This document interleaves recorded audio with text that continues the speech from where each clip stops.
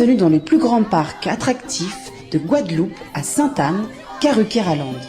Le parc Karucoco vous accueille pour des moments de détente, de sensations, de confort et de formidables moments conviviaux.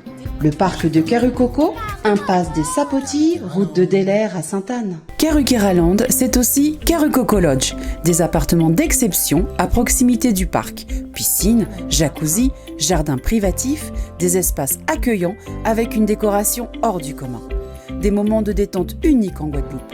Réservez dès maintenant votre séjour sans plus attendre. Hexagone, actualité. Nous sommes à Paris où des soignants se sont mobilisés devant le ministère de la Santé. Alors, en quoi consiste cette manifestation ? La mobilisation, elle est simple et elle n'est pas nouvelle. Les revendications ne sont pas nouvelles, c'est des moyens pour la santé, des moyens matériels, des moyens humains, c'est-à-dire des embauches, et puis la reconnaissance des qualifications, c'est-à-dire des salaires qui sont largement au-dessus de ce qu'ils sont aujourd'hui. Et puis, j'allais dire, il faut rapidement qu'il n'y a pas besoin de mission flash pour découvrir, en tout cas pour voir les problèmes dans la santé. Ça fait des mois et des mois qu'ils existent. Je pense évidemment à ce qui se passe en Outre-mer où les personnels ont été largement mobilisés, sont largement mobilisés. Vous savez, il y a une solution simple pour essayer d'atténuer le manque de personnel, c'est de réintégrer tous les personnels qui ont été suspendus. On a tellement besoin d'eux en ce moment et c'est absolument scandaleux ce qui leur arrive puisqu'ils sont suspendus et ils n'ont plus aucun moyen de vivre. C'est la première fois qu'en France, des salariés sont traités comme ça. Vous voyez, il y a des solutions très simples. On trouve qu'on est en danger en fait pour la prise en charge de nos patients et donc on est actuellement en manque d'effectifs et donc les conditions de travail, il faudrait qu'on voit tout ça. Donc le problème c'est que là aujourd'hui, le 7 juin, on a demandé à tous nos collègues infirmiers et soignants d'être là, médecins, tous les corps de métier, afin de crier notre crainte pour cet été. Les soignants partent, 1, parce qu'ils sont épuisés, 2, parce qu'ils ont des salaires insuffisants, 3, parce qu'ils ont des conditions de travail déplorables. Le peu qui reste, on leur change leur planning. Vous n'êtes pas capable de savoir si dans 15 jours, vous pourrez prendre un rendez-vous pour votre gamin ou pour vous, parce que vous ne savez pas si vous travaillez de matin, d'après-midi, ou si votre repos ne va pas être changé. Enfin, c'est impossible. Et je rajoute à ça le nombre de patients par soignant. C'est du travail à la chaîne, c'est du travail mal fait. Elles passent plus de temps maintenant derrière leur ordinateur à tracer ce qu'elles ont fait plutôt que de faire les soins. C'est juste insatisfaisant pour un soignant. Cette manifestation, c'est qu'on a beaucoup de problèmes par rapport aux effectifs. Les gens payent beaucoup trop cher. Je suis agent du CASVP, mais les CASVP, que ce soit CASVP ou hospitalier, c'est la même chose. Nous avons la même souffrance. Et on a qu'à penser que même souffrance, ça c'est pour tout le monde. Ils ne mettent pas assez de personnel et demandent beaucoup trop. Et ça, on regrette beaucoup de ça parce que il n'y a pas d'humanité là-dedans. On ne sent pas qu'on fait de l'humanité. C'est comme si on était à l'usine. Ça, c'est pas bon non plus parce que les personnes âgées, ce sont des personnes fragiles qui ont besoin d'aide, qui ont besoin de nous, qui dépendent de nous. Et là, non.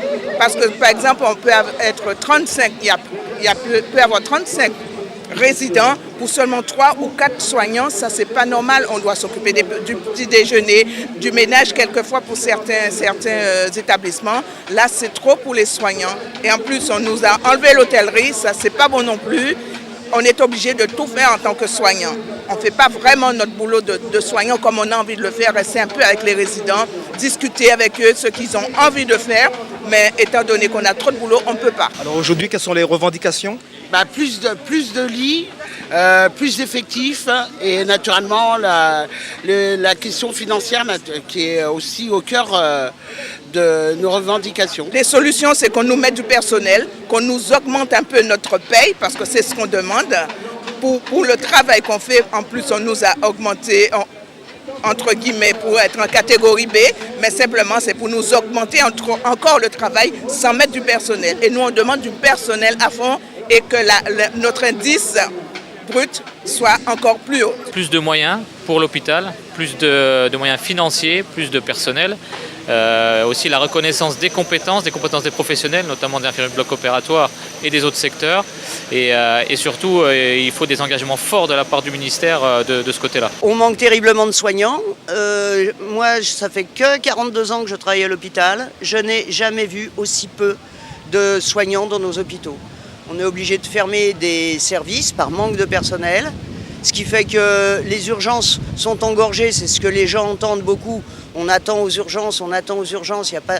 Alors, il manque aussi du personnel soignant aux urgences, mais du coup, quand on doit hospitaliser quelqu'un qui vient aux urgences, on ne peut pas l'hospitaliser parce que dans les services de soins, il y a beaucoup de lits qui sont fermés par manque de soignants infirmières, aides-soignantes, mais aussi par manque de médecins maintenant. Je suis conseiller régional Île-de-France, originaire de la Guadeloupe, et pour nous, il est important qu'on puisse défendre l'emploi et remettre au cœur de notre société l'humain d'abord. Or là, ce n'est pas du tout le cas. Là, on met la valeur marchande et il n'y a pas d'humain du tout. C'est pour ça qu'aujourd'hui, il n'y a plus d'urgence. C'est pour ça qu'aujourd'hui, à l'hôpital, on a de plus en plus de mal, et notamment en Guadeloupe, parce que justement, on n'a pas assez accordé d'importance à l'humain d'abord. Et si on avait prioriser en tout cas les emplois, on aurait pu en effet s'occuper des salaires. Sauf que là, étant donné qu'il y a de moins en moins d'employés, de salariés, eh bien, on laisse de côté les salaires et on essaie encore d'optimiser aux dépens des citoyens en général, de la santé, qui était une priorité en France et qui était une valeur inestimable en France et qui est en train de disparaître. Alors deux choses, on est là pour marteler à l'opinion publique que ce qui est en train de se passer à l'hôpital et dans le milieu de la santé en général, c'est très grave. Et surtout pour rappeler à Madame Bourguignon, nouvellement en place, que les soignants sont là, encore là, et qu'on ne va pas les lâcher au ministère de la Santé. C'est un état absolument catastrophique. C'est une crise sanitaire qui n'a plus rien à voir avec le Covid. Le Covid a été la goutte d'eau qui a fait déborder le vase. Mais rappelez-vous les manifestations de 2019 où on alertait déjà sur le manque de soignants. Le Covid n'a fait qu'aggraver la situation. Les gens ont fait tellement de remplacements, transformer leur repos en jours de travail, des heures supplémentaires, payées certes, mais il faut quand même les faire et ça épuise les agents, sans compter la pression psychologique. Je veux dire, voir des gens mourir, enfin, c'était pas simple et beaucoup de soignants ont abandonné le métier. Demain, on ne pourra pas soigner dans la qualité et la sécurité. On ne pourra pas accompagner, même dans l'inclusion sociale.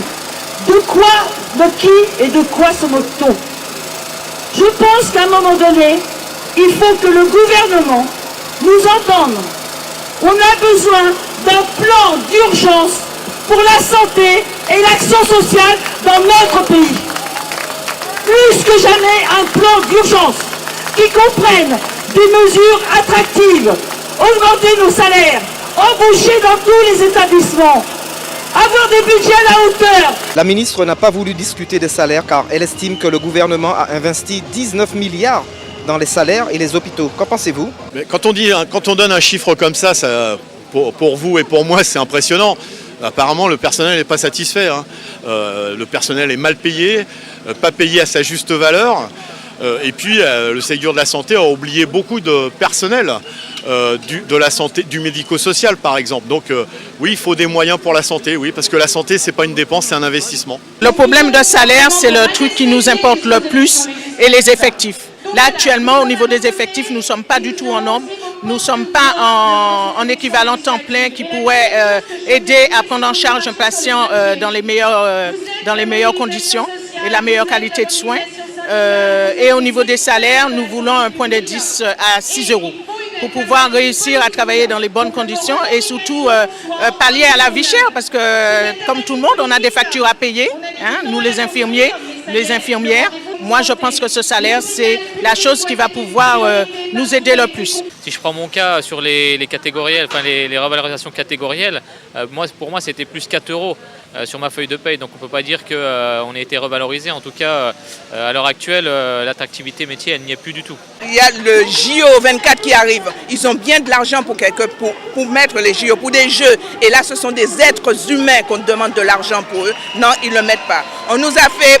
Par exemple, pour la Pentecôte, on a une journée qu'on n'est pas payé. C'était pour avoir du personnel par rapport aux personnes âgées. Mais non, on ne sait même pas d'où cet argent est allé. Et ça, c'est pas normal tout ça. Alors, en ce qui s'agit de la revalorisation de salaire, Madame la ministre, je vous dis que tout est faux. Tout est faux pour la bonne raison que vous nous avez donné au niveau du Ségur 1, vous nous avez donné 183 €. Vous nous avez donné une prime de collectif, je ne sais pas quoi, là, qui est de 200 €, mais de façon générale, cette prime n'était pas de 200 €, elle était déjà de 300 €. Vous voyez quand même que vous nous avez couillonné, vous nous avez volé 200 € là-dessus. Vous dites aussi qu'il y a eu au niveau du Ségur 2, la refonte des grilles de salaire au niveau du Ségur 2, ça a permis une revalorisation des salaires. Non, je suis désolée. Vous avez peut-être augmenté les salaires parce que vous avez fait justement monter le curseur, mais vous avez descendu en termes d'échelon, vous avez descendu la plupart des agents. Plus contre nous, vous avez vraiment descendu nos conditions de travail en fait. Donc ça veut dire qu'on va travailler beaucoup plus longtemps. Je ne suis pas sûre que ce sera une revalorisation des salaires. Donc pour atteindre le salaire qu'on devrait atteindre, on va devoir travailler encore plus. Et jamais que vous reconnaissez que les soignants qui sont en place, ils ont droit à d'une vraie condition de travail, à une vraie revalorisation de travail. Et qui dit revalorisation de salaire, dit augmentation des salaires et pas passer par vos petites entourloupes que vous passez là par les grilles de salaire, refonte des grilles de salaire, par des trucs ponctuels que vous nous donnez et vous nous dites, eh bien vous avez dépensé. Et ça, les sous, vous les avez, nous savons très bien que vous les avez. Donc vous allez devoir les donner, Madame la ministre, parce qu'il est important que nous puissions travailler avec des salaires suffisants pour soigner de manière convenablement. Et qui dit soigner, ça veut dire que nous devons être en bonne santé. Pour être en bonne santé, il va falloir que nous puissions nous nourrir. Il va falloir que nous puissions mettre de l'essence dans nos voitures pour venir travailler, Madame la ministre. Donc du coup, on a un pouvoir d'achat. Ça s'appelle pouvoir d'achat. Donc il va falloir que vous y mettez du vote pour nous augmenter nos salaires. Personnellement, c'est 183 € mensuels net. Et c'est bien insuffisant, ça ne nous a même pas remonté par rapport aux autres pays de l'OCDE. Et donc même les autres pays, je veux dire que après il faut comparer ce qui est comparable avec le niveau de vie, etc. Mais les soignants, il y a une crise du personnel soignant dans tous les pays. Je veux dire que la revalorisation salariale est bien en dessous de ce qu'on demandait. Là, nos salaires sont bloqués dans la fonction publique depuis plus de 10 ans. On a perdu, fallait revoir, dans les années 90, un salaire d'infirmière, c'était 2,3 fois le SMIC. Maintenant, il est à 1,5. Je veux dire, ça n'a absolument pas suivi le coût de la vie. Donc, et on s'étonne que les gens partent ou ne veulent plus faire ce métier. Sans parler de toutes les contraintes, travail de matin, d'après-midi, de nuit, les week-ends et jours fériés. Je veux dire, les jeunes aujourd'hui, pourquoi voulez-vous qu'ils viennent dans ces professions où il y a tant de contraintes pour un salaire de misère? Je veux dire, en boucherie, vous êtes mieux payé que si vous découpez mal une carcasse, ça n'a pas trop d'incidence. Par contre, si vous faites des erreurs dans vos métiers, nous, ça peut tuer des gens. Et cette responsabilité-là, elle n'est pas payée. Elle est payée bien moins d'autres métiers, moins pénibles, avec moins de responsabilités. Et je ne vous parle pas des médecins, bien évidemment. Et les internes, c'est pareil. Ils ont des salaires à peu près aussi pitoyables que les nôtres. Donc après, on ne s'étonne pas non plus qu'ils partent dans le privé. Mais ça, c'est une politique qui a été organisée. Faire partir les soignants dans le secteur privé pour garder dans le secteur public, finalement, un secteur de médiocre qualité. Donc c'est une volonté politique. Eh ben, on va voir ce que fait notre nouvelle ministre. Je pense que ce gouvernement s'est donné d'autres priorités. Pour ce qui est de la santé, il ne parle plus de santé. Pour ce qui est du transport, il n'existe pas de ministère de transport. Donc ça en dit bien, ça en dit long ce que veut faire ce gouvernement. C'est-à-dire qu'ils veulent radicalement changer les choses, optimiser absolument les choses, c'est-à-dire privatiser. Voilà, on veut aller vers la privatisation de tout. Quand on dit quand tout sera privé, on sera privé de tout, ben on est en train d'en prendre le chemin. Pour ce qui est de la santé, la solution pour eux, c'est de privatiser. C'est-à-dire qu'ils sont d'accord avec le fait qu'il puisse y avoir une ou deux seuils de vitesse pour pouvoir se soigner. Avant, se soigner, c'était quelque chose qui était presque un droit pour le citoyen, du fait qu'on paie des impôts, on participe à une solidarité. Eh bien non. Aujourd'hui, ça sera chacun en fonction de ses moyens. La ministre n'a pas pensé que notre point d'indice avait été bloqué pendant 10 ans, donc en 2010. Et donc le Ségur qui nous a été alloué, c'est juste une partie, quoi. Donc c'est un droit. Donc là actuellement, en tout cas, il va falloir faire quelque chose, je pense, pour que nos collègues infirmières puissent rester à l'hôpital ou viennent à l'hôpital. Ils nous ferment des lits, mais nous on dit non, on ne veut pas de fermeture de lits. On veut que les patients soient soignés dans les bonnes conditions, qu'ils soient pris en charge de début des urgences jusqu'à ce qu'ils arrivent dans leur service avec les effectifs en poste. Nous avons demandé à ce que nos points d'indice, qui correspondent à 6 € de la CGT, c'est ce qu'on demande, qu'ils soient revalorisés. On veut ces 6 € de points d'indice, on les veut. On les veut pourquoi? Parce que ça valorise notre travail. La nouvelle ministre Brigitte Bourguignon a décidé donc de rencontrer les soignants pendant 15 jours pour mettre en place des moyens pour l'été. Non mais je pense qu'il faut arrêter de faire de la communication. Elle n'arrive pas de nulle part. Elle était députée, elle a eu des missions sur les questions de santé. Le problème de l'hôpital, il est clair. Maintenant, il faut des actes. Il faut arrêter de se promener, de discuter. Il faut des actes concrets. Et les actes, nous, on a des propositions. C'est autour de ça qu'il faut travailler. C'est encore une énième enquête. Ça fait 3 ans que le collectif interurgent alerte sur notre situation à l'hôpital. Là, pour l'instant, on n'a pas été conviés à ce jour par la personne qui est chargée à faire une enquête flash, quoi. Elle a voulu rencontrer des soignants qui ont été certainement triés sur le volet. Je peux vous dire qu'elle n'a pas contacté les acteurs de terrain comme les collectifs et certains syndicats. Je pense qu'on a un œil plus affûté que la mission Flash qui est sortie. En tout cas, nous, on a un œil accru sur ce qui se passe vraiment. On est sur le terrain et je pense qu'elle devrait plutôt contacter des personnels comme nous que plutôt des gens triés sur le volet.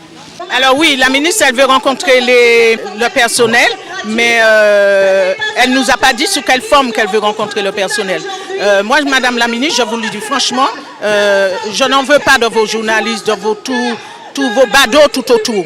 On veut vous, certainement quelqu'un d'autre avec vous, d'autres personnes avec vous qui concernent la direction de votre ministériel. Mais nous ne voulons pas votre badaud ça c'est de la vitrine, ça, ce que vous nous faites. Quand vous venez avec tous vos déchaînements de personnes derrière vous, nous, on veut un vrai dialogue.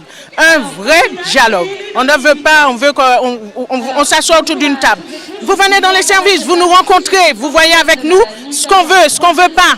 Et c'est à ce moment-là, oui, vous pouvez dire que vous venez discuter une ouverture de dialogue avec le personnel de soins. Mais vos personnels de soins que vous rencontrez dans un hall d'hôpital avec plein de gens, avec des chefs, des docteurs, mais vous n'avez pas de soignants, vous n'avez pas des infirmières. Nous, on veut des infirmiers, on veut des aides-soignants pour discuter avec vous, madame. Ce n'est pas les médecins, ce n'est pas tous vos journalistes tout autour qu'on veut. Nous, on veut parler, on veut discuter avec vous. Depuis des années, on sait ce qui va mal à l'hôpital.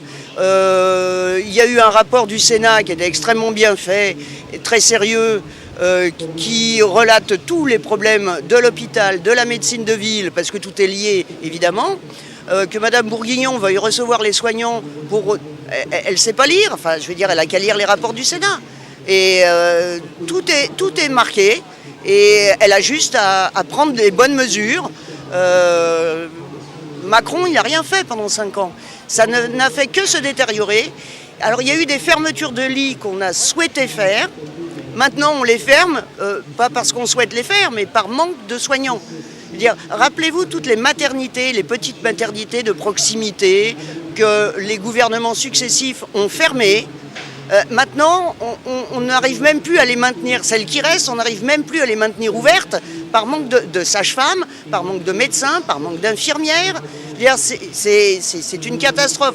Que ce soit les maternités, la pédiatrie, le 3e âge, je veux dire, on manque de main-d'œuvre dans tous les domaines. Dans tous les domaines, mais il faut juste pour préciser, c'est valable pour l'outre-mer aussi, c'est pareil. Hein, la situation est catastrophique concernant les soignants, concernant les manques de moyens, concernant les hôpitaux, là-bas en outre-mer, y compris la Martinique, la Guadeloupe, la Guyane, etc.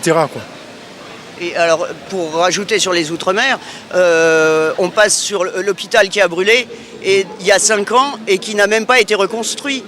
Dire ça montre bien que l'outre-mer passe après la métropole, c'est-à-dire qu'il n'y a déjà plus grand-chose en métropole, alors s'ils passent après, ils ont encore beaucoup moins. On le sait bien, les départements et territoires d'outre-mer sont les grands oubliés de la République. Les agents et les personnels se sont largement mobilisés, je pense justement contre les suspensions, contre l'obligation vaccinale. Les problèmes qui existent ici sont multipliés par 10 ou par 20 en Outre-mer. J'ai eu l'occasion d'aller à La Réunion il y a peu de temps et on voit bien les problèmes qui existent. Ils sont multipliés par 10, les problèmes de vie chère et donc les questions salariales sont encore plus posées, si je puis dire, là-bas qu'ici. Dans les Outre-mer, c'est pire. C'est pire parce que, comme on dit, loin des yeux, loin du cœur. Et donc, notre président déjà a du mal à situer sur une carte où se trouvent les Antilles et la Guadeloupe. Mais même quand il se rend sur la Guadeloupe, il a beaucoup de distance vis-à-vis de gens qui vivent localement. Et la santé aux Antilles, elle est primordiale. Il y a le chlordécone, ils n'ont pas attendu le Covid pour être condamnés par des problèmes de santé. Donc, il aurait dû y avoir une énorme priorité de fait, ce qui n'a pas été le cas. Au contraire, il y a un déjugement concernant le chlordécone. Concernant le Covid, on les a condamnés. Et aujourd'hui, c'est tous les citoyens et citoyennes de la Guadeloupe qui aujourd'hui sont aux dépens de l'Hexagone. Et ça, c'est pas normal. C'est un département français et la République, elle est une et indivisible. Il devrait bénéficier des mêmes moyens que la Creuse, le Cantal. Voilà, c'est un département comme tout département français. Ce n'est pas le cas aujourd'hui. Et nous, on a l'intention de changer ça, de redonner de la dignité aux Antillais et qu'ils puissent vraiment se réapproprier leur territoire et la santé. En tant que responsable de chef d'équipe, quelles sont les éventuelles solutions ? Les solutions, c'est une augmentation de salaire, la stabilité des plannings, donc l'amélioration des conditions de travail, donc diminuer le nombre de patients par rapport au nombre de soignants pour que les soignants puissent travailler correctement auprès des patients, qu'ils aient un salaire digne. Rendez-vous compte que l'heure de nuit, elle est payée à 1,07 €. Je veux dire, et on n'arrive plus à trouver des infirmières et des aides-soignantes de nuit. Mais la nuit, les malades, ils sont encore malades, il y a encore des soins importants. Les soins, c'est sur 24 heures. Et vous vous rendez compte qu'on paye... La prime de week-end n'a pas été revalorisée depuis au moins 15 ans. L'heure de nuit, depuis au moins 20 ans. C'est juste pas possible et on s'étonne de ne pas trouver de soignants qui veulent travailler les week-ends, la nuit, etc. S'ils ne comprennent pas, ils ne comprendront jamais. Outremernews.fr, le site de l'actualité Outre-mer, 24 heures sur 24 et 7 jours sur 7. Retrouvez la chaîne Outremer News sur YouTube.